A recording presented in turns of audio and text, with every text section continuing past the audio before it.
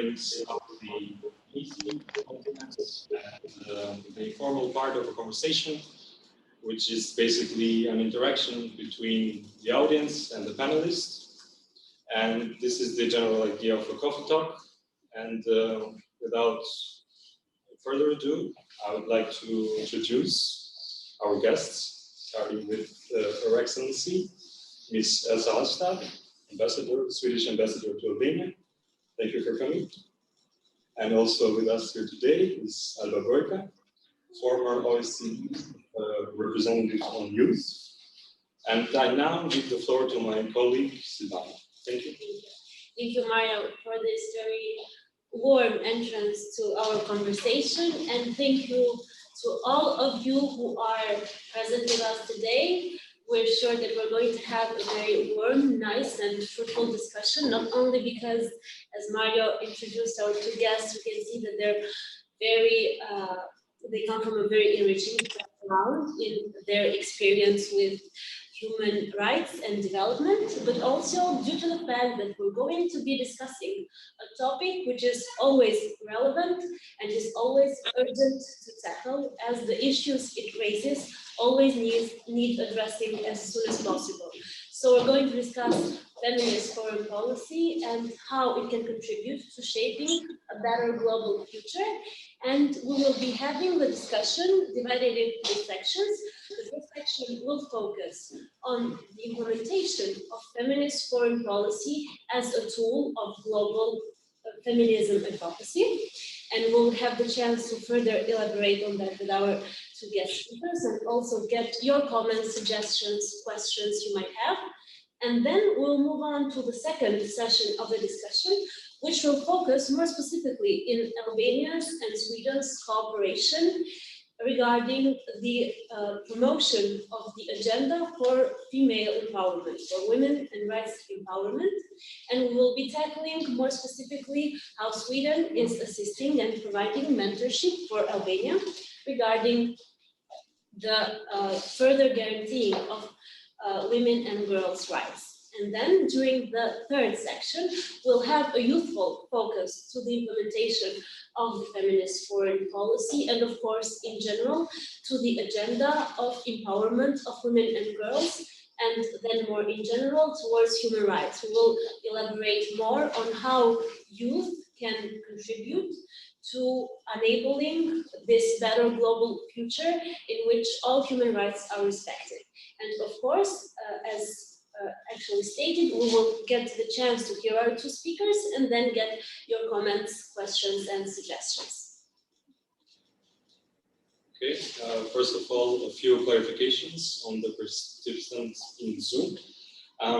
You have the right to speak for up to 2 minutes, and when you do so, please write in the chat box, #IGotAPoint, and you will be recognized by our team, and you will be able to comment or ask a question.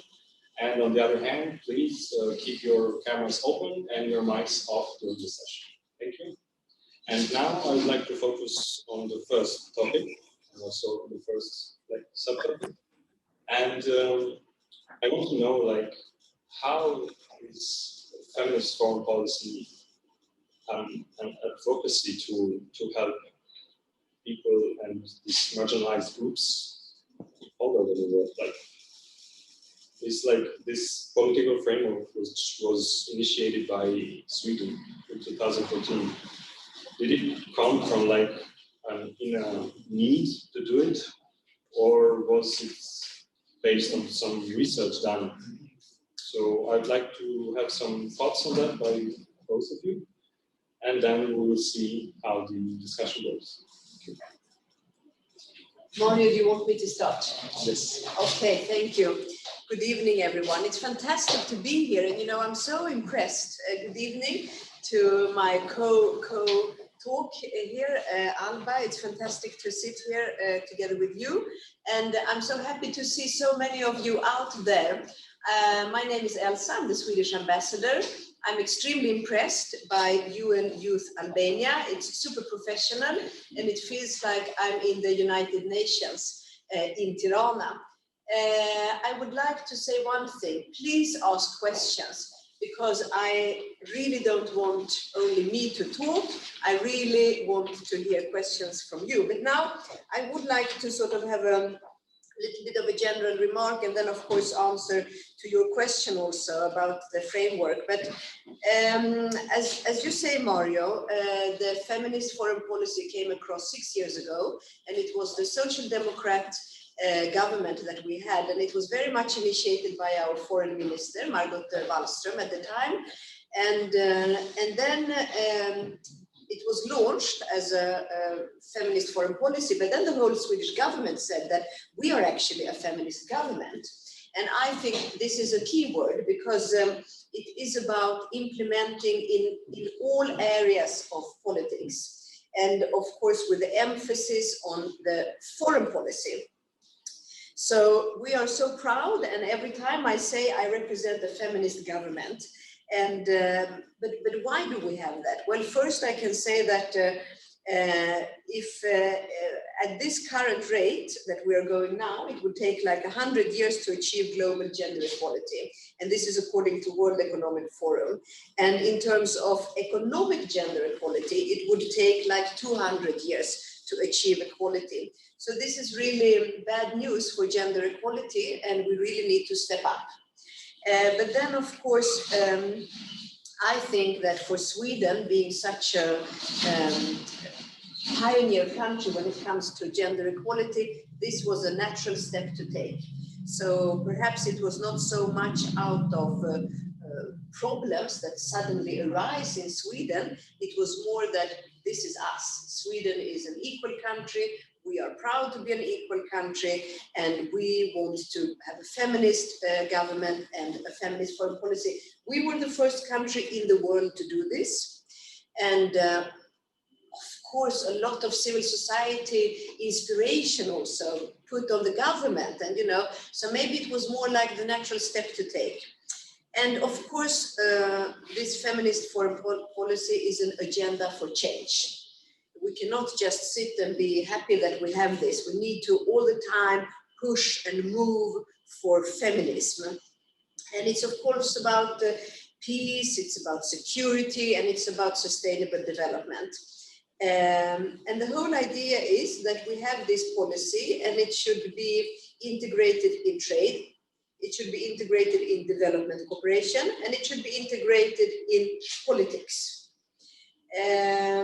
So how do we do this? When this was introduced, I was in Stockholm, and I remember when our foreign minister introduced this, and I also remember how the talk was that, okay, in development cooperation, we've done this for a long time because we have a gender perspective on everything we do, but how do we do it in trade?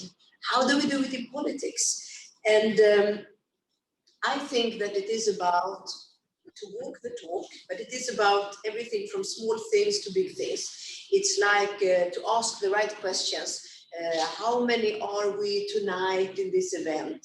Are we 50-50, men and women? How are we funding this project? Who benefits? Is it men or women?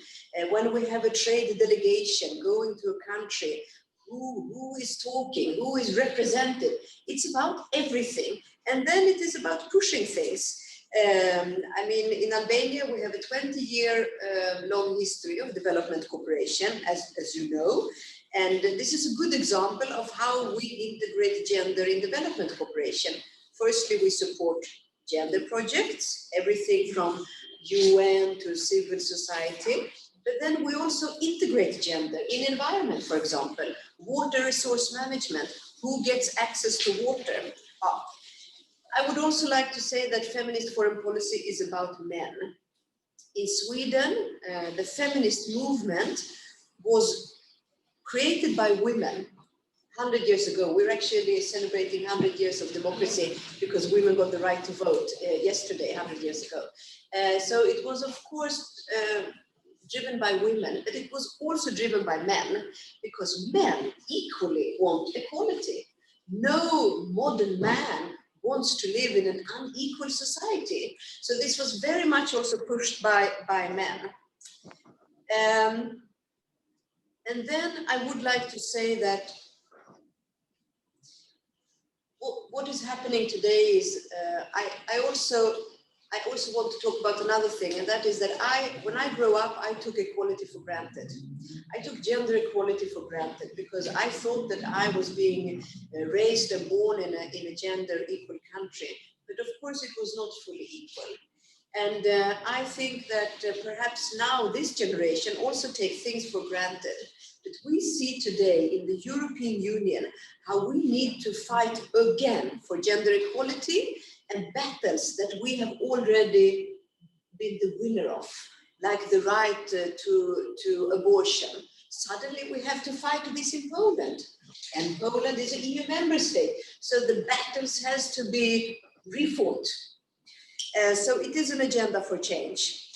And then I also would like to say that, yes, we see a decrease in gender equality. We see domestic violence increase during Corona. We see a lot of problems and how we fall back into gender stereotypes during Corona.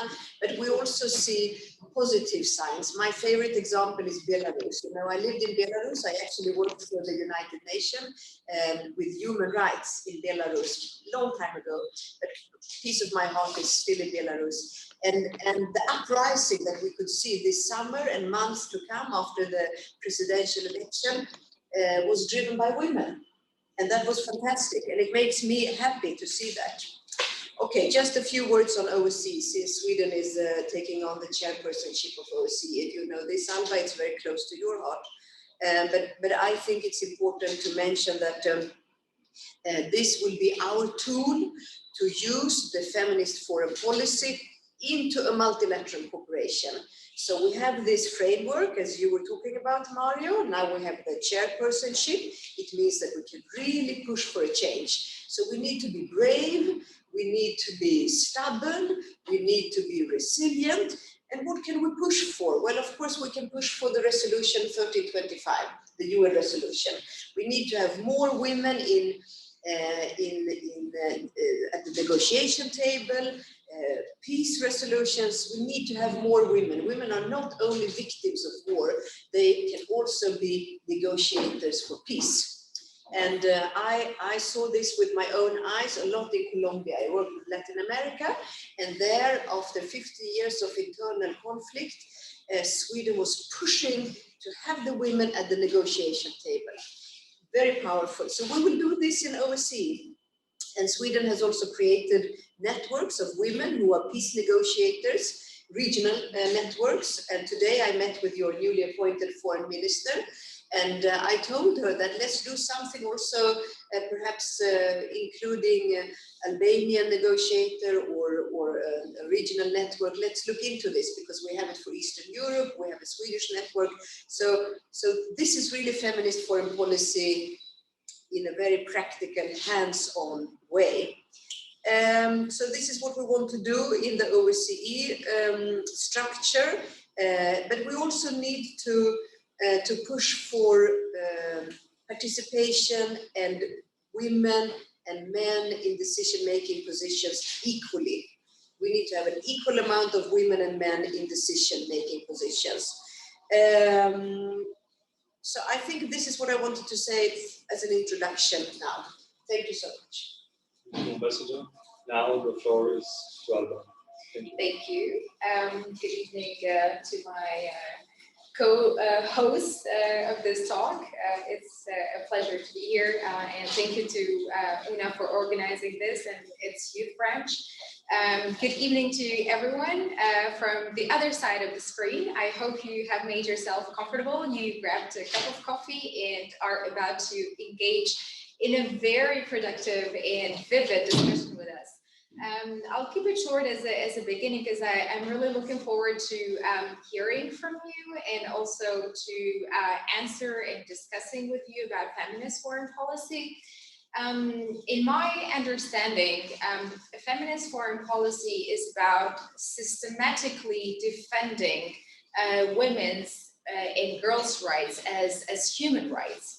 And this can be, of course, manifested in the foreign policy of a certain country. This is what it means, in my understanding of feminist foreign policy.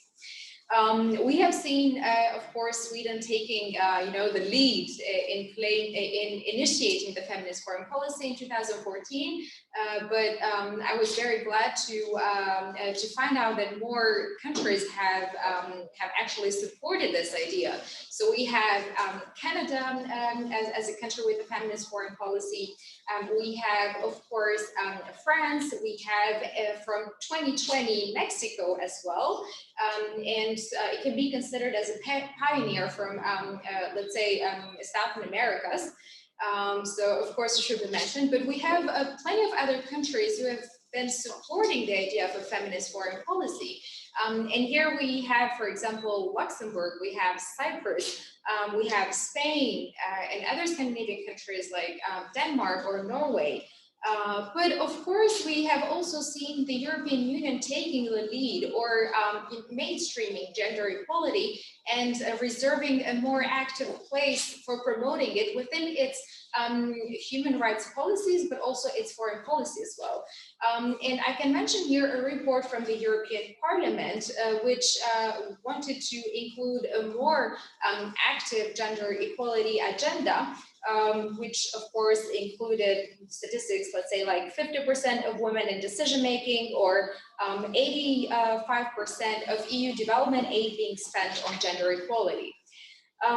But without going further into this, I also wanted to make the distinction as how a feminist foreign policy can be put into place, and this has two dimensions. The inner dimension is like promoting gender equality within the ministry itself, so promoting more women ambassadors, promoting more women in decision-making, in the inner decision-making structure of the ministry, having more friendly policies towards, family life or, let's say, movements or posting of ambassadors that would create the, let's say, a friendly environment for women to be promoted in this field.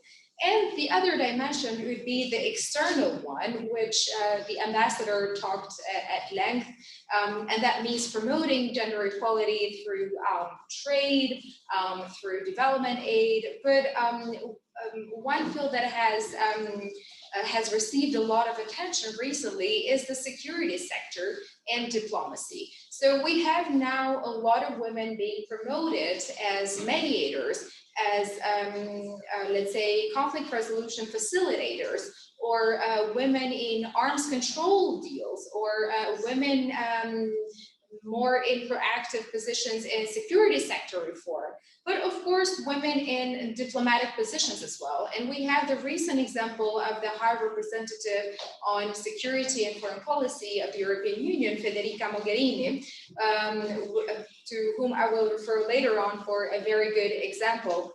Or actually, I can mention it right now. It's about one of the initiatives she took while being a high representative, and that was about the peace talks in Syria, where together with the special representative Stefan de Mistura, they launched what they called the women track on Syria. So they noticed that having only men negotiators in the room didn't bring a lot of results. So what they wanted to do was to try have the other side of the society who was not being represented on these negotiations. So that's why they launched the women track negotiations on Syria. And actually it went so well, and they achieved quite a lot of results that they decided to replicate this example on Yemen, on Afghanistan, and on Libya. So definitely since 2014, we've moved a lot on the feminist foreign policy. A lot of countries and international regional organizations have embraced it, but definitely there is more work to do in terms of putting the narrative and the moral value that we attach to this policy with concrete actions on the ground. And here, as a very good example, I'd like to cite actually the previous Foreign Minister of Sweden, Margot Wallström, who actually pulled out from a trade deal with Saudi Arabia on concerns about women's rights violations. I will close it here, and then of course we can talk more on the other subsections. Thank you. Thank you very much to our panelists for these remarks that they made. And I have a question for each of you. First with Ambassador Håstad. As a person who has been in a lot of different places and in a lot of different parts of the world, how do you see the gender equality agenda or the gender equality atmosphere here in our country? Like, with your perspective, and how can you give an overview of what you perceive here in the Albanian context and culture? And also for Alba, where do you think that some feminist foreign policy parts of the agenda can be implemented in Albania? Like, do you think that it's better to push for this agenda in the public sector, in the government sector, or is it better for the civil society to take care of this, or do you think that we need it more in the private sector or something? Okay. The floor is yours. Yes, I will be quite short because I hope you have a lot of questions from colleagues out there. But it's an excellent question, and thank you. I'm afraid I sound too optimistic, but you know, Albania is really well off when it comes to gender equality. And of course you have gender stereotypes. I mean, it would be naive if I didn't say that. But you are number 5 when it comes to political representation in the UN ranking. You're really doing good. Congratulations for that. But it's also what I see, and it's also what I have meetings. I meet with managers, ministers, middle managers. You have a lot of women and men. And you have a sense of equality also in the business. And I know that the biggest money are owned by men, yes. But you have, in all my meetings, I meet with so many men and women, and I have a sense of equality and also some facts to prove that. So if I compare to the many countries that I've worked with, you have some prejudice. I think we all have. We have in Sweden as well. But you have an openness. You have an openness towards gender equality.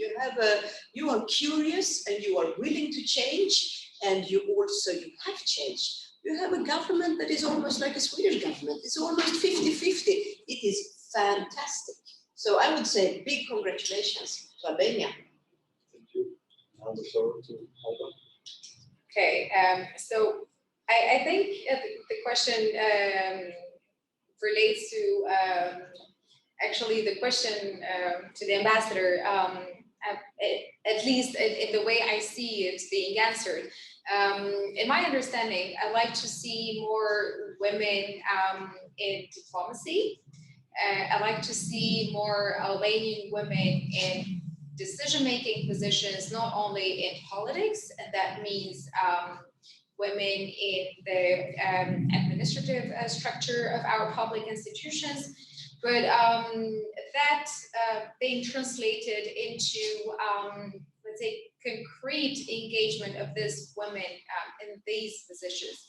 Because my understanding so far of the Albanian society, and as a young woman being born and raised in the Albanian society, is that sometimes higher up we move, the more token is attached to having women in this high positions. And this is quite worrying for me, because we do not only don't manage to fight the stereotypes that we have inherent in our society. Instead, we tend to double the stereotypes, because we have the women in these high positions, and then they're not able to bring their added value on being on that position. And that, in my understanding, also, let's say, puts a gap on the rest of the society, how they perceive those women in those positions, and then those women actually being on those positions. And I think we have to work a bit in this middle ground. we have to prove that those women are not there only for tokenness, but those women are there because they're bringing a different perspective, that they're bringing their own added value of, of being representative of what they bring. And the society, the rest, the youth, the young women, young men need to see that and need to see themselves in those examples. And I think this is where we need to work a bit more. I just add one thing, although I said I'm longing for the questions, but Alba, you are so spot on to everything you say, but also to two things, and that is that you need to constantly work internally on your own policies, and that's about having women in positions, and that is a constant work, and then externally, and this is really what Sweden is trying to do, that what I see, and I think every one of us working and being from Sweden, is that this is a constant struggle. We have to do it every day. Yes.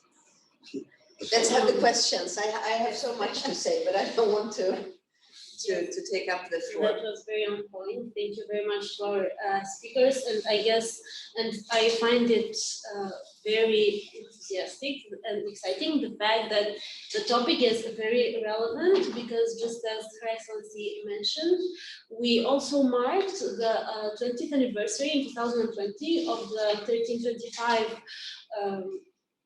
resolution of UN on women, peace and security, and we already know that the feminist foreign policy has actually got a great push, let's say, out of the idea and of the approach to include much more women in security processes, because as the foreign minister of Sweden has also mentioned a lot of times when presenting the feminist foreign policy, more women means more security. So this is very important, and also due to the fact that now we passed the chairmanship of OSCE from Albania in 2020 to Sweden in 2021, and I guess that makes for an excellent ground to take lessons and to also have best practices shared and learned on how to advance the women empowerment agenda in total.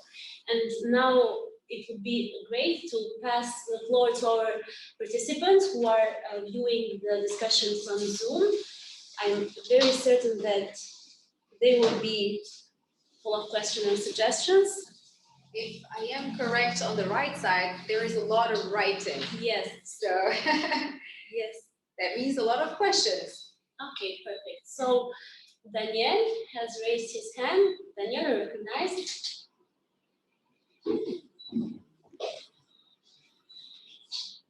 We can hear you. Hello, can you hear me? Yes. Yep, now better? Okay, great. Good evening, Ms. Ambassador. Good evening, Alba. Thank you for being here. I hope that our guests have provided you with good coffee, and we'll try to provide you with a good discussion. And I'm also really glad that during her time here, Ms. Ambassador has been exposed to a more positive view of Albania's standing on gender equality. Well, I cannot blame her standing next to actually two excellent examples of young and empowered and professional girls in Alba and Silvana. However, I would like to discuss a few matters. So first of all, I would like to say that I regard it as an added value, the fact that these discussions are brought by international representatives to our community, especially on a forum which includes youth as this one.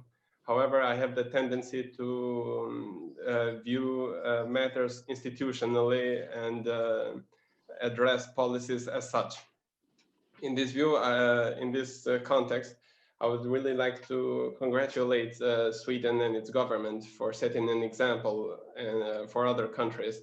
However, in addition to this, I would like to ask and maybe discuss a bit on how this example through the channels of international cooperation that Sweden and Albania has whether it be through the OSCE, directly through the Swedish representation, as Ms. Ambassador said, in the context of the EU accession negotiations, or even the UN, since we are in its premises a bit.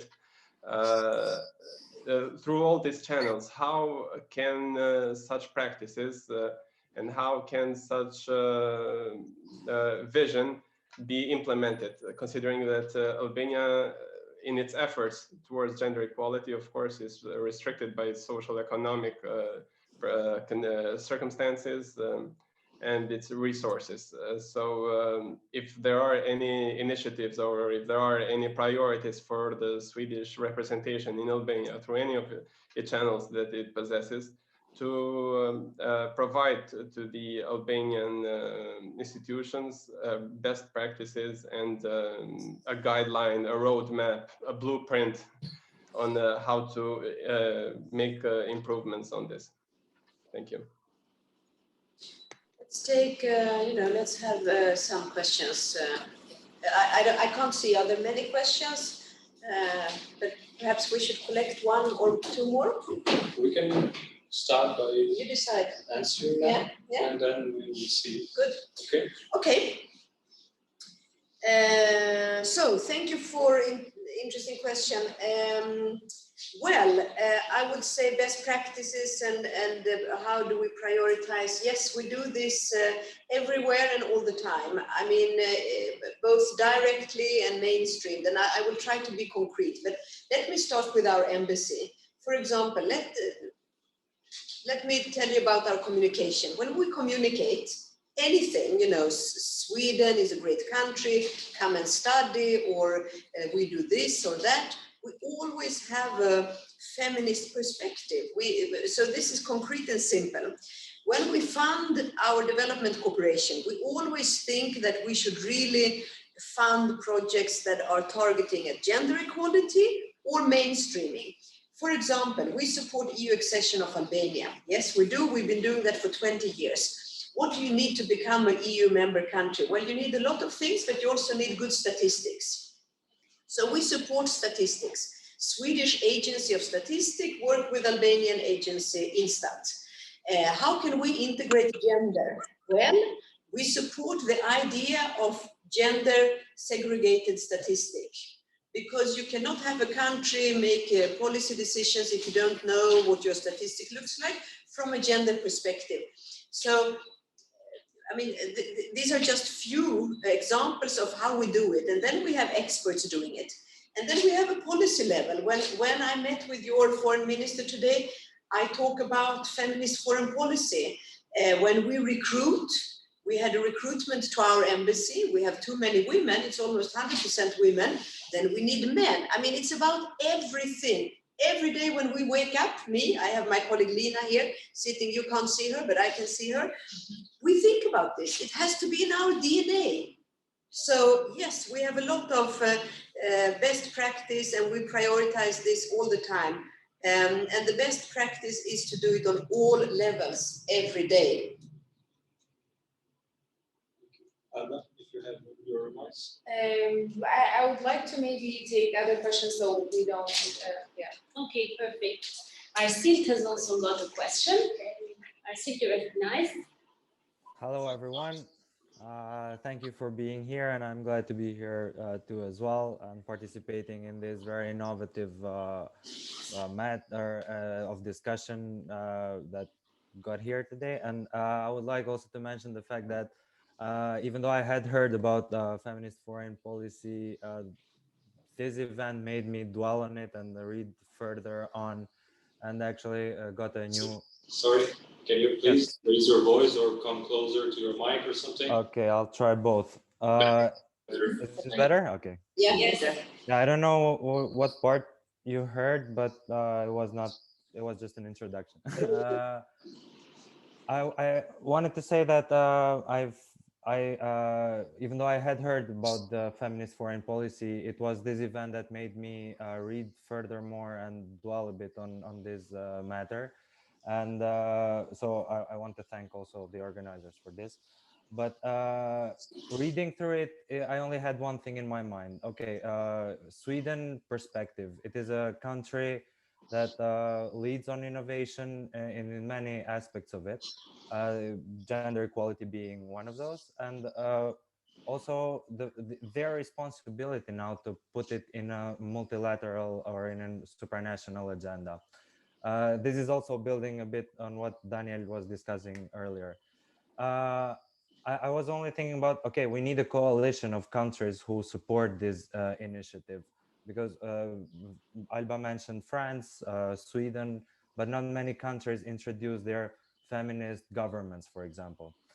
But also, while I was thinking about it, I also was considering the fact that it keeps not being a good moment for equality, let it be gender equality or equality in social equality and financial equality in all aspects of it, because we go heads in crisis from one to another. Financial crisis, we go to health crisis, we go to environmental crisis, and it seems like we never have time to discuss about gender equality or other forms of equality in our everyday agendas or multilateral agendas. This is more like a remark and point to focus on more than a question to both speakers, to both the girls in the panel. But yeah, this is basically what I wanted to share with you today. This is my concern while reading more into this. Thank you, and I hope you have a good discussion. Before we start, for the other questions, we will address them in the second subtopic because we're on tight schedule. But for now, the panelists can answer our sixth question. Thank you. Okay, I can start super quick.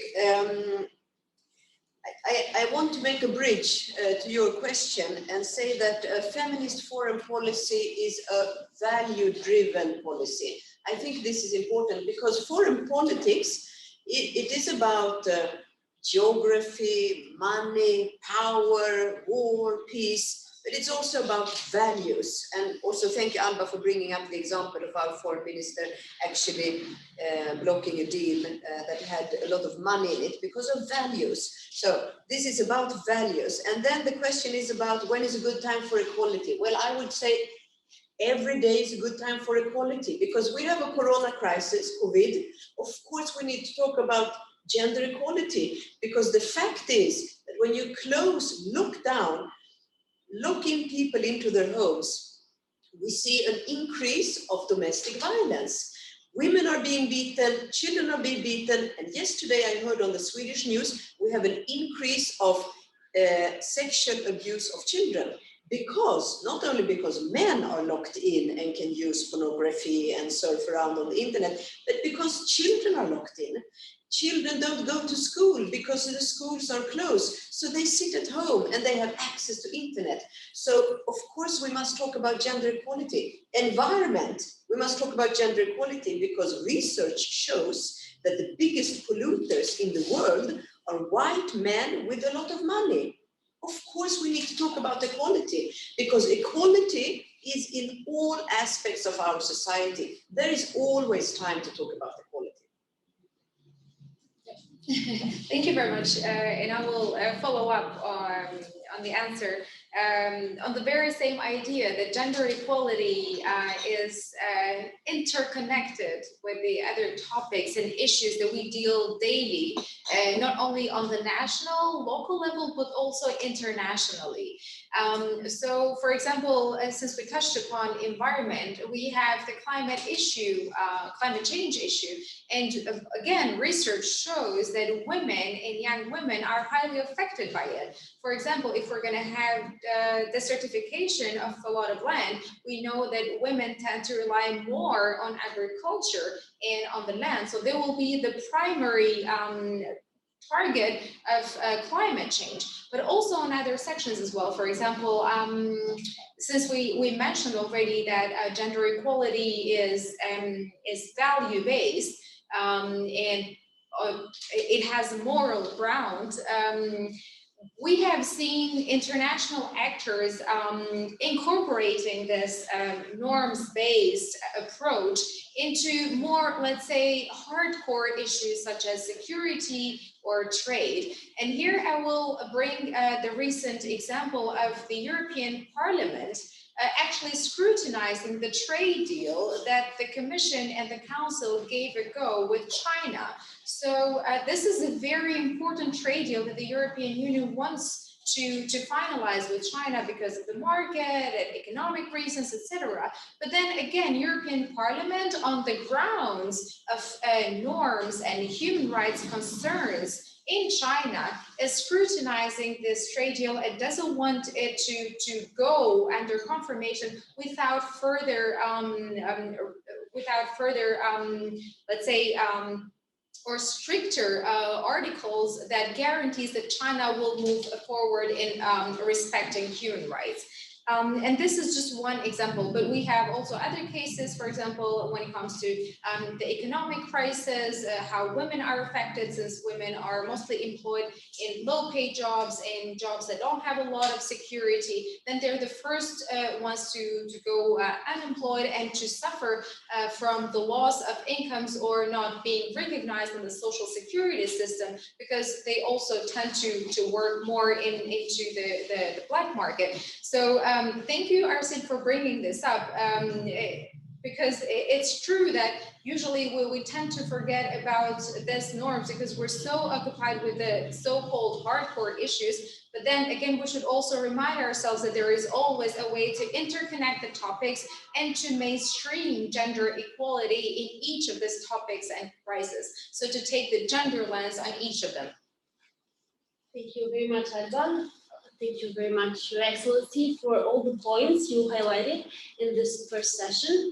It is of pivotal importance, the fact that we also tackled the human rights-based approach that the feminist foreign policy has on its center and on its focus, because now we are about to pass on the second session of the discussion, and we are about to tackle the cooperation and specific assistance and support that Sweden gives to Albania, and among the climate agenda, among democracy, rule of law, one of the important pillars in which it assists Albania is also the human rights approach, and of course the promotion of the agenda for much more guaranteeing women and girls' rights. So I would like to address a question to you both, starting first with Her Excellency. What would you say that is the way that now Sweden is providing a certain mentorship or support to Albania in promoting human rights, and more specifically women and girls' rights, and thus advancing all the agenda that it also has in center of its feminist foreign policy? Thank you. Excellent question. And let me be very concrete. I love to be concrete. I love concrete examples. I get very sleepy otherwise. I have a few examples that I want to share with you. Well, let's start with Wikipedia. Everyone knows that 90% of those who create the content in Wikipedia are men. And there are 4 times more articles about men than about women. So, typical example, what can we do? Well, in our embassy, we organize a sort of a Wikimedia event where we have a lot of young people putting in content about women, and of course in Albanian language. Super concrete, super sort of to the point. I have other examples that I want to share with you. Another more sort of policy level is to give money, fund to UN in Albania. And then they can work on all different levels of policy where UN is active. And I know that Sweden has, with our funding through UN, we've been contributing to legislation on gender equality, to legislation against gender-based violence. So there we are on a policy level, super important. And then we also have this, I visited them myself a couple of months ago, also together with Lina, the coordinated community response mechanism, they are called, and that is how you can tackle gender-based violence. So that is just more examples. I have 2 more that are concrete that I want to share. During the corona, we know that women were affected, and especially textile workers in the factory. So we have this cooperation again through the UN, through ILO, and then we decided that we should actually help some of the most vulnerable women with cash support, but not only cash support. It's quite unusual for us to give cash. Usually we support institutions and policy, but this was such an extreme situation, so we decided to do that as well. And then we also support with the free of charge legal support so that they can fight for their labor rights. And then finally, we support innovation in Albania. We have a program that we do together with EU and also Germany. It's called the EU for Innovation, but we have Swedish money and we support all kinds of innovation, business, startups. And then we want to really promote women or young girls. So we give extra score for if you have a woman who's a manager or a woman who is a founder. And so we can do this with money, with our actions and with what we say. Thank you very much for highlighting this. I don't know if Margot would like to add something to this point. Okay, so there is not much to say from my side since, on the institutional level, I haven't contributed much. Of course, Sweden is a very recognizable donor, but also partner in Albania when it comes to promoting gender equality agenda.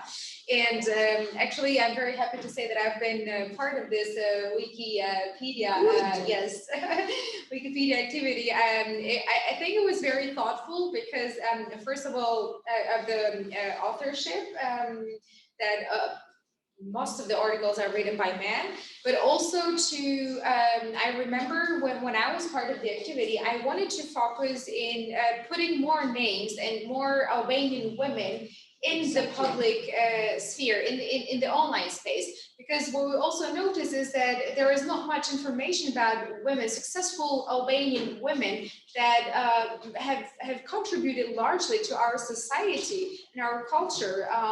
They're not so present in the online space. And I invite everybody to take some time, someday, and write an article about an Albanian woman. Her contribution is also reflected online. And since we know that today, most of the things are found online, young people are largely turning to the online space for information, I think this would be an enormous contribution to ourselves, but also to the generations to come, to other young people who will follow up. Very good. So go online, write Wikipedia story about an Albanian woman. Yes, that is great. Thank you very much for what you just mentioned, because it's very important to actually be aware of the concrete way we get Sweden's support as one of the main partners that Albania has in its EU integration path in general, but also in advancing its efforts towards sustainable development. And in this regard, we also know that Albania is going to become, in 2022-2023, a non-permanent member of the Security Council of the UN, which is a position that Sweden has held for 4 times, if I'm not mistaken, and the last term was in 2017-2018. So it's a fresh experience. In this regard, however, Albania is a small country, and that does not provide Sweden's experience in its reality in gender equality, which we can say that is much more a developed and advanced agenda in Sweden and perhaps in other countries than in Albania, even though you already mentioned that there is a good spirit here in Albania. So what would you suggest that Albania can offer to this international arena from its own experience towards advancing human rights and women and girls' rights? Very good question. I think you should really decide what your priorities are for the Security Council and decide. And I think that Albania can really be a role model and take the lead in a question regarding gender equality, and also having such a large Muslim population, and you have religious harmony and balance, and this is such an asset for a country, because so many countries unfortunately have conflict. So you have a peaceful country with openness for gender equality, and you are on your way to really get and achieve gender equality. So you should just take that space and lead that question, and of course make a clear priority, because that is what Sweden did. We decided to talk about women, peace and security, and we had a few questions, and then we were very predictable, and I think that is very important. You should be stubborn, clear and predictable, and then you should just go on with your questions. But you have really something to offer. You are in the middle of Europe, you want to become an EU member state, you are a member state of so many multilateral forums like OSCE, Council of Europe, NATO, of course the UN. So I mean, you are really in the middle of politics. Use this opportunity and talk about gender. I guess that Alba can also add something to this regarding the OSCE experience. Well, yes, indeed, but I'll keep it short because I really want to have a discussion with the the questions. With what's happening in the chat. I see it being very Exactly. dynamic. I'm also super So my curious. eyes, are on it. We will go to the Zoom section, and we will give the floor to Oyer Kozak. The floor is yours for 2 minutes. Thank you.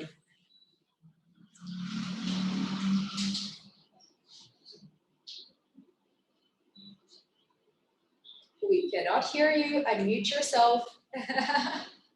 Do you hear me now? Yes. Okay. Good evening, everybody from Greece.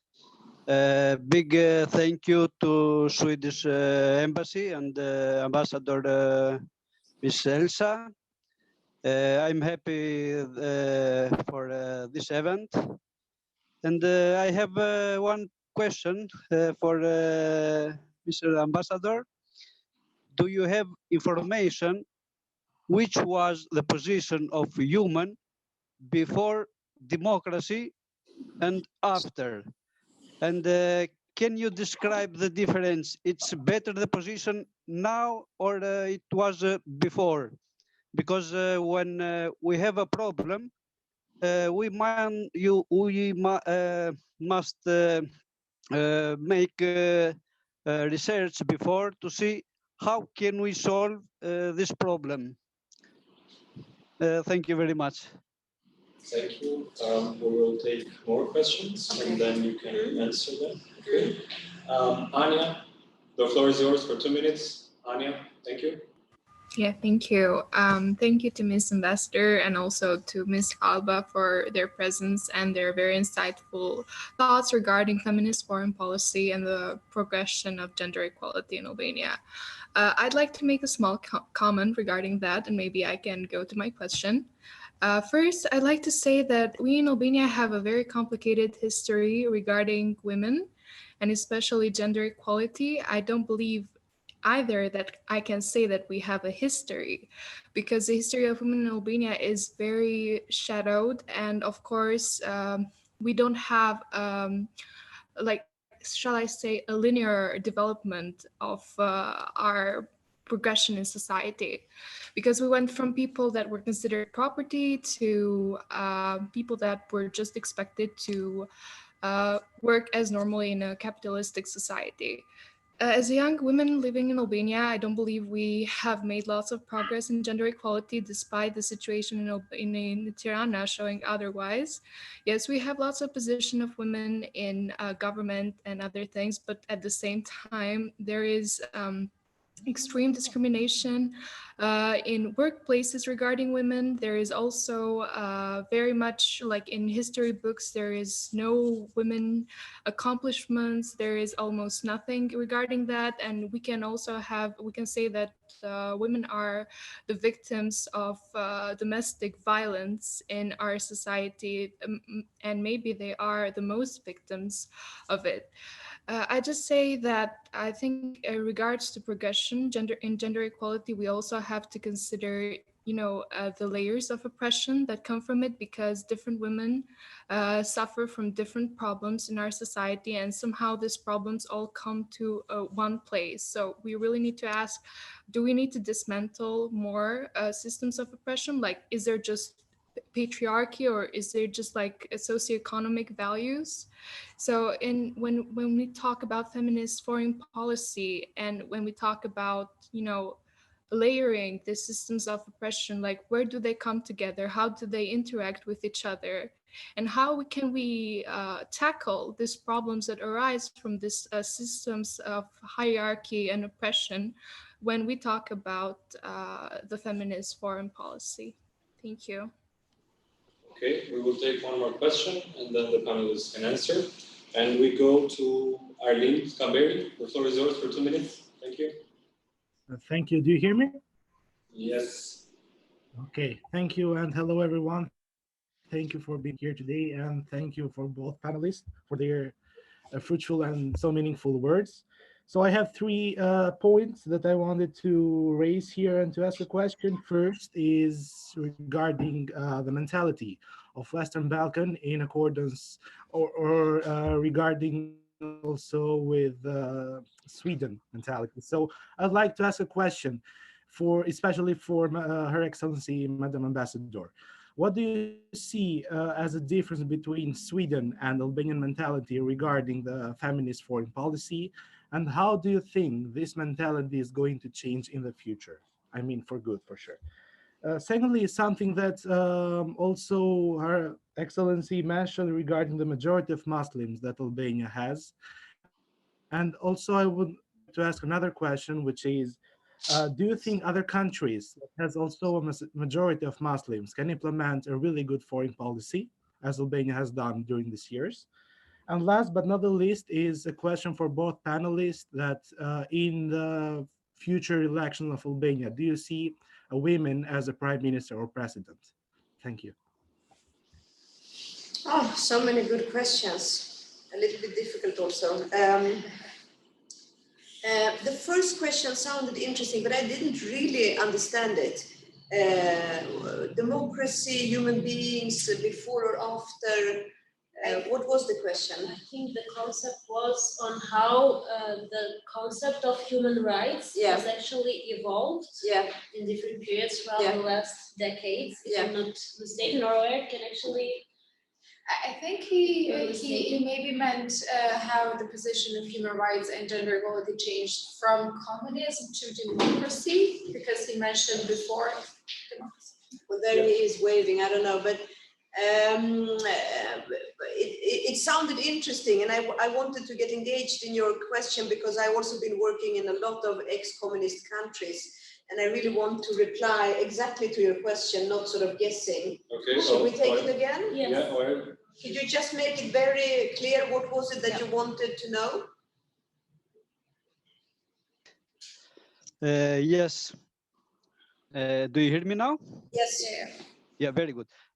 Because as ex-publisher of my national magazine here in Greece, and as a book writer, I have taken this theme of equality, and my question is, if you know, how was the position in communism in Albania of equality, which was the position of women in communism and in our days in democracy?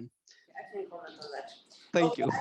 I can comment on that, and of course I'm not an expert on Albanian communism, but I have worked in a lot of communist and ex-communist countries, starting from Soviet Union, Russia, Central Asia, Belarus, and Ukraine, and it is very interesting. In communist countries, you had some sort of gender equality institutionalized, and you had quotas. And the state and the party and the communist idea was much more important than gender. So after the fall of the Soviet Union, we could actually see a backlash in gender equality in some countries. Central Asia is a very good example of that, where the communism provided for a more equal system between men and women than we could see after, when we actually could see a deterioration and a going back into gender stereotypes. This having said, you do not need to have a communist system to achieve gender equality. Because in Sweden, we do not have a communist system, but we still have gender equality. So the communist system was emphasizing social rights, but of course not political rights. And I am convinced, having worked in so many contexts, also Southeast Asia, that you do not need communism to achieve equality between men and women, although it was institutionalized, but you had so many other layers of oppression. So that is a reflection. I don't know, shall I just like short go through the three and yeah. And then second question, so many layers of oppression, and yes, women are oppressed, and yes, women are invisible in history. That is true. It's true for Albania. It's also true for a country like Sweden. We have had a very patriarchal view on a lot of things, but that can be changed, and some of it we are changing now. But your question is, how can we tackle this? I would say that it really goes hand in hand, and I mean, for one example, we could see gender inequality in the labor market in Sweden. We could see that when women stayed at home, that created gender inequality because men could advance, have a career, and women had to stay home. So what did we do? Well, we then tackled the social welfare system, the system of social security system.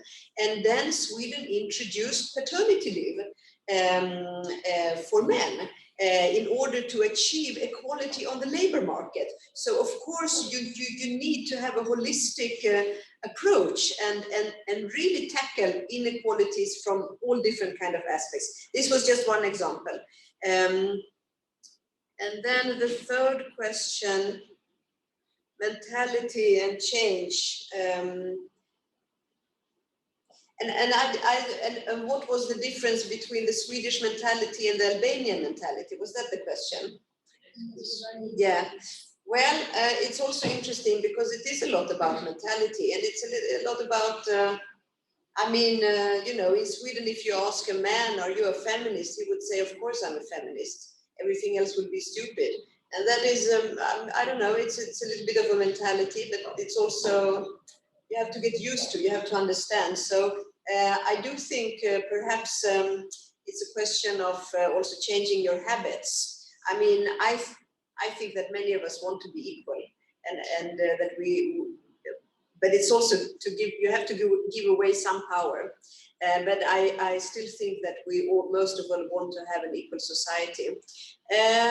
But to answer to your question, what I see if I compare Sweden and Albania, I must say that Albania is very much like Sweden in many senses also. You are very liberal as a country. Perhaps I would say Sweden is a little bit more social democratic. You have a socialist government, but honestly, Sweden is a much more socialist, democratic-oriented country, if we talk about policies. Your socialist party is not even close to our social democratic party. I think you are much more liberal than you think. This was my attempt to reply to the questions. Okay, so I'll start with a short comment on gender equality during communism and now in democracy. The way I see it is that the biggest contribution of the communist regime in Albania, at least, was of introducing women in the public sphere. Because one of the major drawbacks when it comes to achieving gender equality is that we tend to see women as belonging only in the private sphere. So what communism did was actually to bring women out of the doorstep of their households. And I think this is something that somehow it is being recognized, but it also erroneously leads a lot of people to think that actually we had better gender equality during communism than democracy. I think bringing women to the public sphere was mostly a facade, because gender stereotypes were not tackled. Women were still doing the housework, they were taking care of the children, they were still filling in the typical stereotype and old expectations that society had from them as women. So we have to consider both sides and then balance and provide our own thinking if it was really better during communism time, or is it better now when we're actually working to tackling the very roots of our gender inequality in the society. When it comes to foreign policy and the domestic situation was one of the, I think the second question, that's actually quite tricky. And so as you know, and especially students that have, youth that have studied international relations, foreign policy is what you project and your objectives as a country when it comes to external relations. Whereas domestic policies are actually, you know, what is happening within your country. Sometimes the external image that is being projected does not necessarily match the domestic situation. And here, for example, I can mention the case of Mexico. So I'm pretty sure that a lot of you know about the domestic violence in Mexico, how poorly women are treated there, and how a lot of women are suffering whenever they want to cross the border to the States, and many other economic and social difficulties that they have. But then again, you have Mexico in 2020 listing itself as a country with a feminist foreign policy.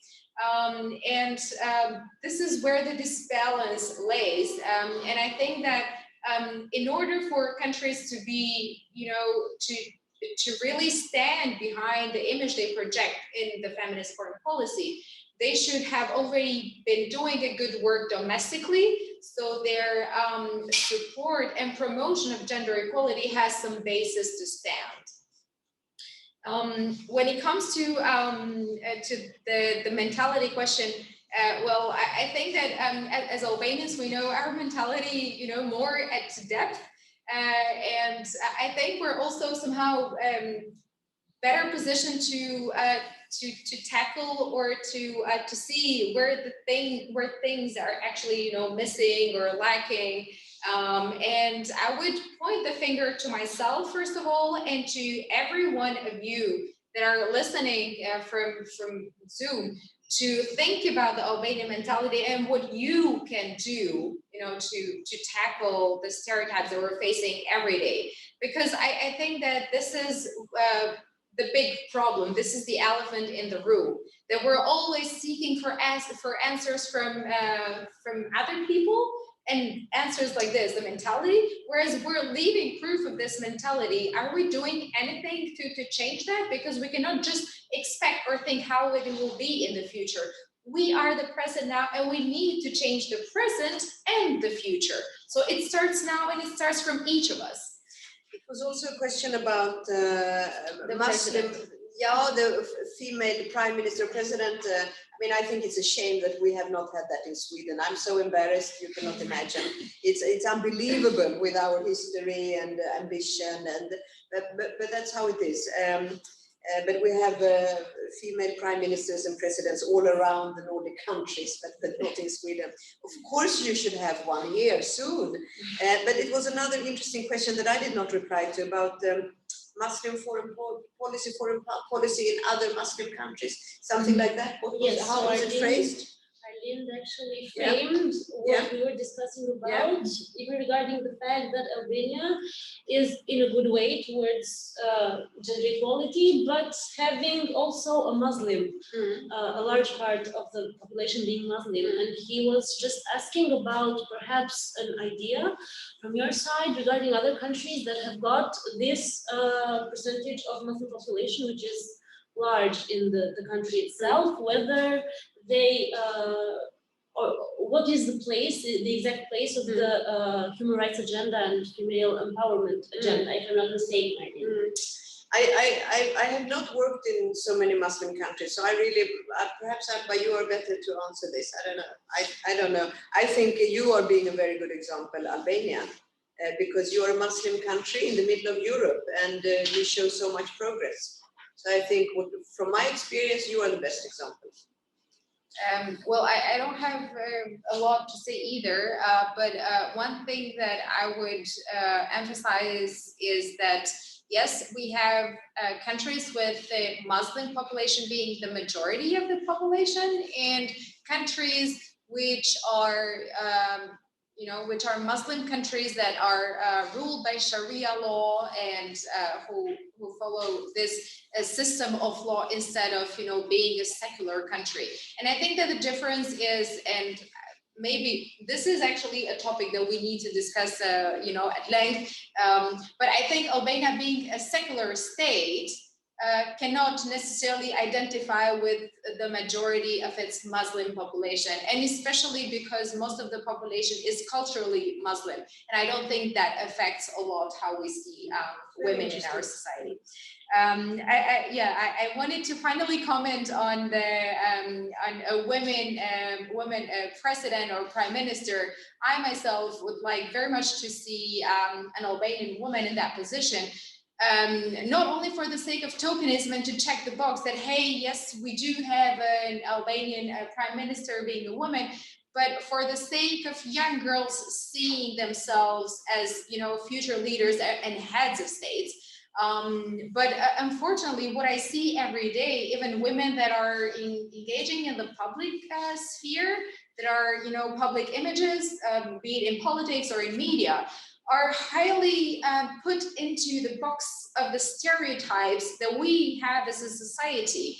I'm very sorry, every time I open media in Albania, and then I read terrible headlines, women being reduced to objectification, to their sexual appearances, to their outfits, instead of what they're actually contributing to the debate, to their ideas or their standings. And for even on my own perspective, this way, I would be never encouraged to enter the public sphere, because I know that my quality contribution to the public narrative and public discourse will be reduced to me being a woman in the objectification and sexual side. And actually, I was terrified with the recent headline from an online portal that reduced one of the candidates for the Albanian parliament to a headline like, which are the sexual desires of this, candidate. And I think that this is something that we as a society, each of us, should not feel comfortable. We should report this, we should reject this, and we should not accept this standard as how we treat women in the public sphere. And I think it starts from here. If you want a woman being a prime minister or a president in Albania, it should start from treating them on the equal footing as their main counterparts. Super, perfect. I applaud for that. Yes, it is very on point actually, and I like it very much. It's great that we're tackling on the time aspect and the mindset and mentality that needs a little bit time to change, not only in between systems, but also even at the moment that we implement or start implementing a certain policy. Because I was actually triggered by the post of the Swedish embassy regarding January 21st. The fact that now it's 100 years that women in Sweden have got the right to vote. And one of the things that I wrote was the fact that the suffrage, meaning for women, had been approved in 1919, but it took a period of 2 years almost for it to enter to power in January 1921, only just to set and adapt the legal framework to make it possible. And we also have the Albanian example of the fact that we have good laws that guarantee gender equality. For example, property registration.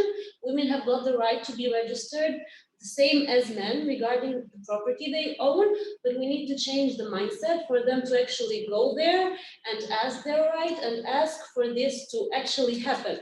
So it is great to know that we are all working, and especially the Swedish embassy is working with those categories directly, so that little by little we go to what Alba said, to a society where we won't have these horrible headlines, and not only in the media and in politics, but also in everyday life when we go on the street.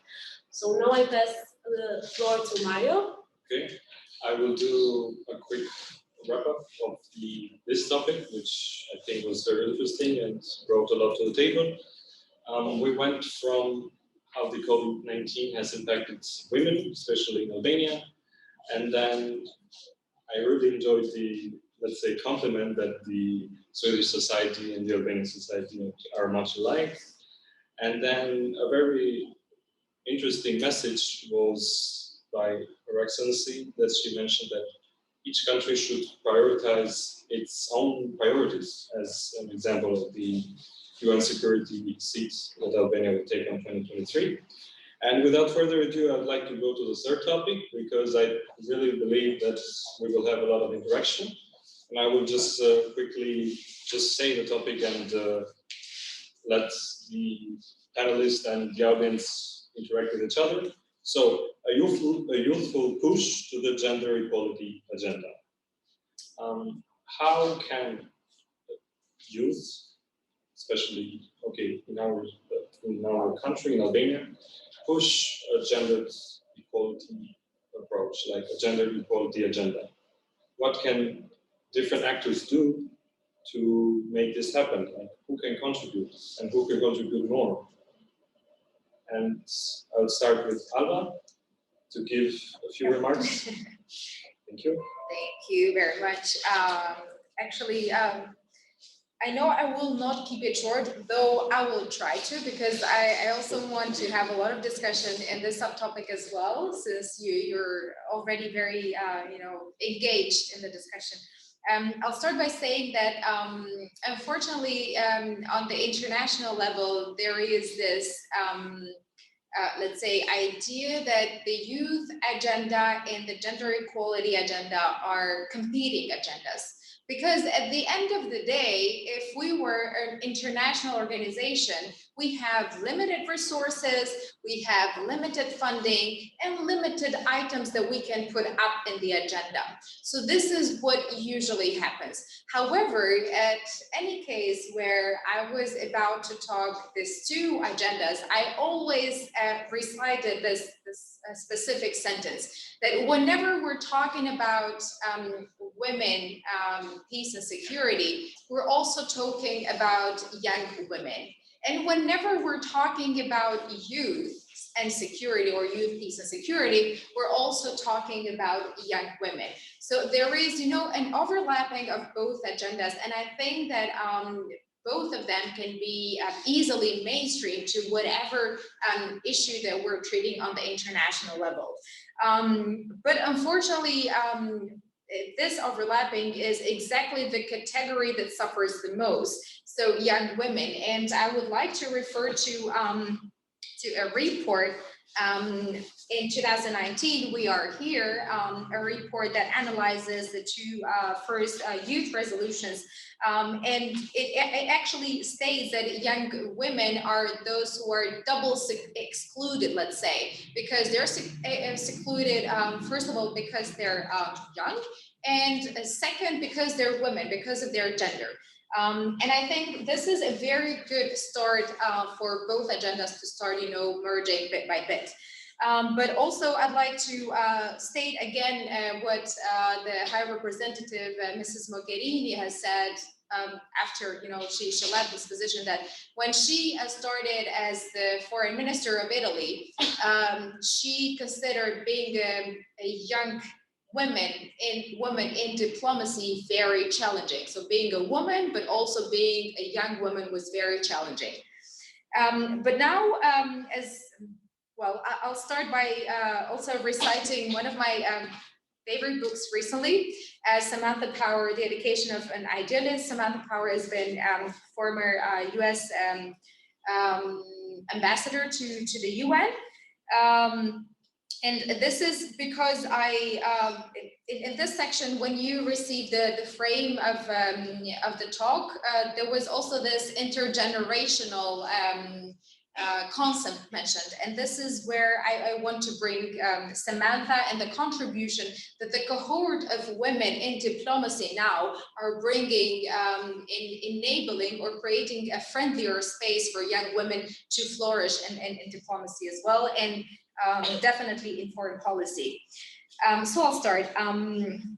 Of the 5 countries that held permanent seats on the UN Security Council, only the United States had ever appointed a woman as a permanent representative, and often I was the only woman in the council as a whole. When school groups were escorted into the viewing gallery to listen to our debates, I wondered what the young girls thought when they saw one woman seated among 40 men. Surely their ambition, or at least their sense of possibility, would be influenced by such a striking disparity. The boys' sense of what was natural would undoubtedly also be shaped by snapshots like that. In 2014, thanks to rotations among the 10 non-permanent representatives of the Council, I had the chance to serve with 5 other women, the ambassadors representing Argentina, Lithuania, Luxembourg, Nigeria, and Jordan. We were the largest female contingent on the Security Council in the 7-decade history of the UN. Although we still accounted far less than half the ambassadors on the council, and although our number would dwindle back to 1 female representative in 2016, the excitement around the UN was palpable. Young women would pull me aside in the restroom to say how proud they were to see the 6 of us duking it out in the traditionally male chamber. Our deliberations changed in subtle ways. I noticed that the female ambassadors tended to refer back to their colleagues' comments more frequently than the man did. Having 6 women on the council didn't deter male ambassadors from occasionally taking outlandish positions, such as questioning well-documented cases of sexual violence, etc. I will close it here, but what I want to emphasize here is, first of all, the role of the women in diplomacy and foreign policy now in opening up the space for more young women into entering the field, first of all. Second, into bringing on the table their own perspectives, such as, for example, including topics such as rape that happens in conflict situations, but also including topics and issues that have not been mentioned before. And I definitely think that this is a very good example of intergenerational cooperation. We need to learn and lean on the current cohort of women in leadership, but also push for our own achievements as well. When it comes to actually youth contributing to gender equality, there are plenty of examples, but I'm starting to narrow it down. So I started on the international level, on the UN one. I will now refer to another great book from a feminist, activist, and journalist from Egypt, Mona El-Tahway. And I want to bring the example of young women in Egypt taking the streets during the Arab Spring, the protests that took the whole North Africa region by surprise. And what is striking about this case is the will of young women in Egypt taking the streets despite the harassment from the police, despite grabbing, despite the traditional stereotypes and views on women that they only belong to the private space, and how they challenged all this status quo, and how they actually contributed to the revolution itself. And I think this is one of the greatest examples that we can provide as how young people can contribute to gender equality. Definitely, the Egyptian society is not the same as before the Arab Spring, and we should definitely recognize the role of young women played in those protests. Another example that I want to bring is the example from the civil society, where young women engaged in, especially also young men engaged in youth associations and organizations, are actually pushing for more gender equality. We know that young people today are sharing more liberal values, and specifically values that are on the global level. So let's say gender equality, climate change, or human rights values, and facilitated by technology and digitization, it is way easier for young people working in the civil society to actually push for those values and to ask for more, let's say, more decisions and more actions from their decision makers. Finally, I would close it because I also want to hear a lot from you. I will close it with a personal example. It's actually quite private, but I really felt like sharing it. As I mentioned before, each of us should do something in their everyday life to fight for gender equality. It starts from there. Me as Alba, I've been practicing kickboxing for several years now. As you might initially think, it's a sport that is hugely dominated by men. And that was the case as well. When I started training and interacting with other peers in my course, I realized that young men, they were hesitating in interacting with me or fighting me back, just because on the ground that I was a woman, a young woman. So I challenged their stereotype. I started asking questions. I started fighting back, and I provided by example that I was equal to them. I'm very proud to say that at the beginning, they wouldn't even think, or it would seem odd to them to share the class with another woman. And now they're very glad to accept that during the exercises, when we count the numbers of exercises, I'm one of the, let's say, one of the peers who calls out the numbers, so who leads the session. And I'm pretty sure that at the beginning, they wouldn't even think about a woman calling out the session or leading the exercises. And in a matter, let's say, of months, I have managed to challenge their ideas about gender roles in that specific sport, and now they're much more open to accepting women within the kickboxing team, but also, being the leader of the exercises. So this was, just let's say one small example of how each of us can contribute on the everyday life to make the gender equality a reality. Instead of focusing on like pointing fingers or like just talking the narrative in the bigger scale. Of course, we need that as well, but it has to come down to our concrete actions. Thank you, Alba. Your Excellency, if you have some comments. Extremely short. Yes. Extremely short. Good, Alba, that you brought up the Arab Spring, because I wanted to talk about activism in Albania, and I think that this is really something fantastic that I've seen among you being young, or whatever you define yourself as, I don't know. So two things. One is, of course, that we are where we are today because generations before us have been fighting.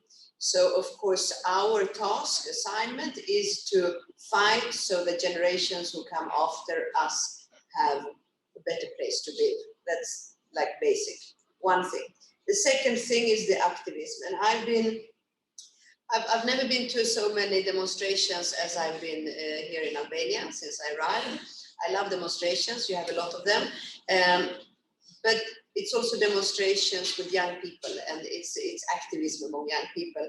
And one was against sexual violence in school. And I think this was somewhat, could it have been spring?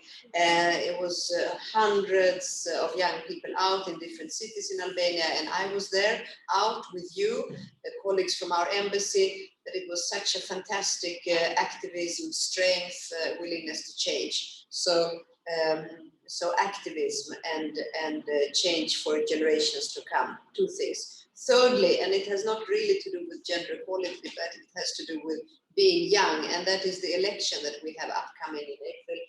And I think one of the most important things, or my message, or the message that will come from our embassy, is to take care of that vote. And don't give it away to anyone, and don't sell it, and don't do anything bad with it, because people are fighting to have that vote. And that is, of course, much more linked to activism and political participation than gender equality, but I really still wanted to say that. Now we will go to the Zoom participants. I have a list here with names that wanted the floor. And let's start with Daniela. Daniela, if you can hear me, the floor is yours for 1 minute. Hello. Good evening, everyone. Can you hear me? For 1 minute, please, because we're... Yeah, okay. I just wanted to say that it is a great panel and you are such an inspiration, both of you. And actually, I wanted to raise up a point. It was raised before, but I think that how can a feminist foreign policy be implemented in our government if the women who participate are really not the women who represent the majority of Albanian women. And another point, these days I was doing a survey about women leadership in Western Balkans. And I had a question about a female role model, a leader in Albania that the youth see as a role model. And unfortunately, I have noticed that there was not a role model who they can look up to. And I think that this comes because we are not fully represented by our women in politics, even though they are, the participation is quite better, referring 2 years before. Okay, Gladiola, the floor is yours for 1 minute. Thank you for giving me the floor. So far, I'm enjoying the discussion. My one is more of a remark than a question. The foreign feminist policy of Sweden revolves around the 3 R's, which are rights, resources, and representation. It has an intersectional approach, which gives it a holistic touch. However, I think that foreign feminist policies should be reflected on domestic policies as well and be coherent and in line with each other as a product of looking at them through a human rights lens. Otherwise, these policies would not be as effective in the overall objective that is gender equality. Sweden is one of the very few countries, if not the only one, that has achieved this. And I think it's a positive step towards a more just society. Young people can play a crucial role, not just as advocates, but as active players in policy making. Young people belong to a generation which has swayed away from tradition and rigid social norms. That's why I think they have a very new perspective and a fresh perspective on gender equality and how they want the world to look like. That's it. Thank you. Thank you, Gladiola, and also Safeta. The floor is yours for 1 minute. Thank you. Okay. I cannot switch my camera because I have a problem. So can I just go in this way? Yeah. Just by, okay, it's not a problem. Okay. In fact, I wanted to make a question to Ms. Ambassador regarding to the practical mechanism that maybe we in Albania have to implement it in the educational system and for our generations, because it's very important that this young generation knows the terms of women empowerment, gender equality. And my question is straight to the point that if the ambassador of Sweden or the ambassador concretely have, for example, a project or something in mind to invest in our educational system for young generation in these terms. Thank you. Thank you. The floor is yours, starting with Alba. But please, Alba, this time, I really admire your passion, but please keep it short. I'll keep it short, yes. Thank you. how can we have a feminist foreign policy in Albania while we don't feel represented by the women already in politics? Well, it's a matter of demand and supply. If you from the side of demand are not happy with the supply, then make sure that you have a better supply. So take the lead, encourage yourself, your peers to be more proactive and to consider entering the public sphere. If you're not happy with what is being offered, you have all the opportunities and the chances in the world and the right to do so. I would highly encourage whoever wants to see change to start from themselves and consider themselves the change. In terms of that specific topic, I myself have also researched a bit on the youth political participation, and it's very unfortunate to see that young people in Albania do not feel represented by the current political parties. They don't see their demands or their ideas being reflected on the programs of political parties, or they don't see any inspiration in what is being offered. So there is a great disillusionment from the young people with the current political parties. For various reasons, and I'm very open to discuss this with you and my research later on. You can find me on social media very easily, so we can follow up. On domestic and foreign policy, feminist foreign policy, I think we touched a bit on that, and it was more of a remark than a question, so I'll pass it. When it comes to gender equality in education system, I know the question was referred to the ambassador, but I really wanted to give my 2 cents on this topic. I think it's, again, a matter of each of us, because of course I do recognize that in our educational system and textbooks, we're largely missing concepts when it comes to gender equality, what is feminism. We're largely, ignorant in a way what gender equality is. But I think the bigger problem is that we're not tackling the stereotypes being reinforced in our textbooks.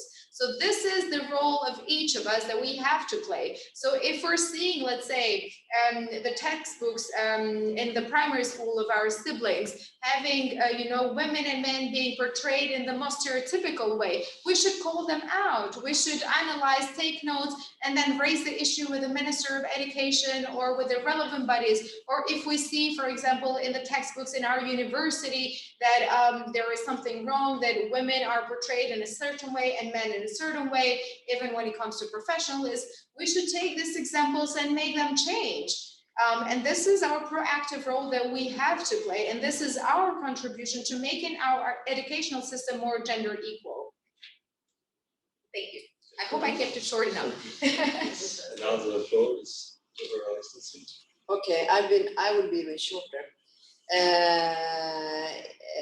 How can feminist foreign policy be implemented if we don't feel represented? Well, I think that anyone can actually implement it. You don't even need to be a woman, you can be a man. The most important is that if you want to implement it, that's the good thing.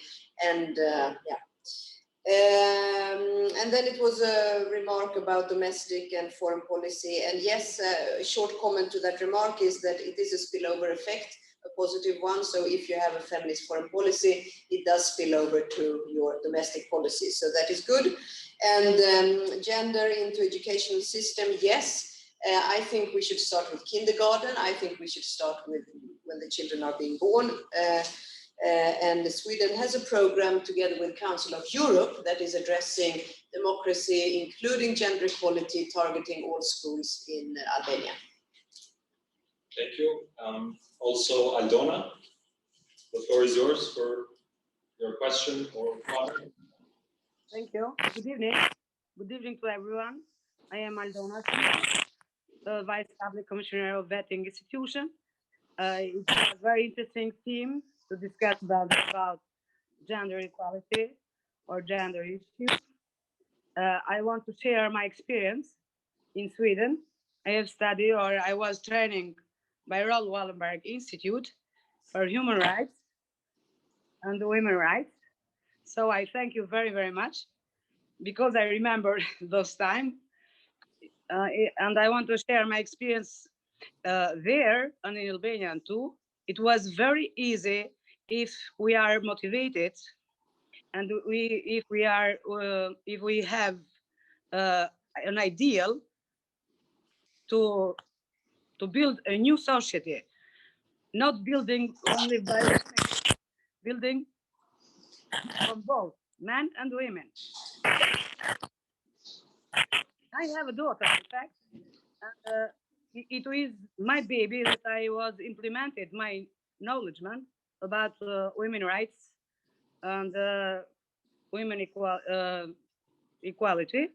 So she studied in USA, and she was in the right hand of Madeleine Albright and Hillary Clinton, and we can do everything if we want. So I want to say the young girls, the young women, that you must try, and you must study so hard and to work so hard. What about for foreign policy? It's not only in our hands. We must know the common values of European Union. And of course, Sweden is a member state now, so we are going to make a good progress in these directions. So I mean that we make a good progressive results and in gender equality and women equality. Thank you very much. Thank you very much.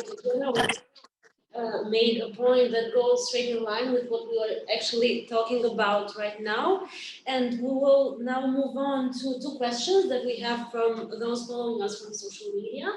The first question is, how long do you believe it will take for Albania to adapt the feminist foreign policy from Desi Imami?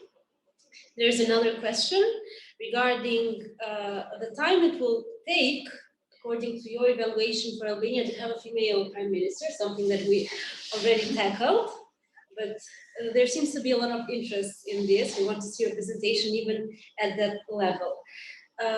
Okay, so these are the two questions that we have from social media, and the first one, the second one, as we said, we mentioned a bit short of an answer. So regarding the implementation of the feminist foreign policy in Albania, what would we be able to say in terms of timing and in terms of a schedule to fully implement it? Okay, shall I can start. I will be also quick. I don't know, of course, it's impossible to say. But what I want to say in my message is that you can actually achieve change and create a society that is equal even without a feminist foreign policy. And a very short example from my own life. I have been working now for, could it be 25 years? Yes, 25 years. When I started to work in the government sector, we had 70 men and 30% women. Now we have a huge problem because we have, it's the opposite. So now we have 30% men, 70% women, and this is in a state agency that I've worked. So when change comes, it can go quite quick. So that was my point. And we can see this in all society, of course, in the public sphere, where you have this change coming very, very quick. And it's a result of hard work, of everything, of policies, of changing mentality, of paternity leave, of gender education in kindergarten, of everything. So when the change comes, it comes quite quick. Female prime minister, president, I don't know. We don't have it in Sweden yet, although we are quite equal. So I don't know. I just wish you good luck. Something to add? Yeah, very shortly. Time is relative, I would say.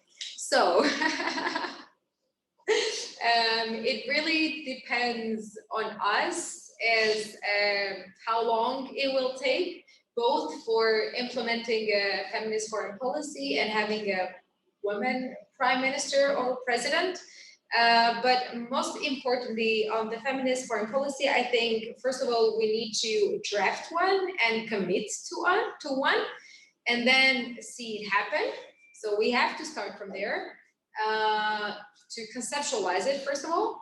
And then when it comes to implementing it, interestingly enough, I was reading some research before having this panel, and one of the papers actually mentioned that, citing from the example of Canada, that has some experience, some years of experience in feminist foreign policy. What it actually mattered was that the leadership in the foreign ministry actually mattered a lot. So if you had a feminist, let's say, foreign minister, then you would count on more support for the feminist foreign policy being implemented, rather than, you know, somebody that would just consider it as one item in the agenda of the foreign policy of the country to be promoted. Actually, I think leadership matters a lot. So no wonder that we see certain items being pushed more into the decision-making agenda if those issues are close to the heart of the people we have enacted. And actually, this is why we vote for those people, or this is why we want them to represent us, because they represent certain topics and issues that we see ourselves into them, or interests. This is how, let's say, from one level, the individual level, we move to the state level, and then to the policy making level. So again, it's a cycle that comes, you know, back and forth. It depends on you, it depends on the decision makers, and then the ball is again back to you. Yes, that's a great approach. And I think actually the conversation built up to have this third section very, very interesting, because what I liked most from it were the messages that you also gave with your answers. So just to wrap it up a bit, I loved how you mentioned that young women and men today, as part of the youth, are actually promoting human rights, sustainable development, and an agenda that pushes for women and girls empowerment.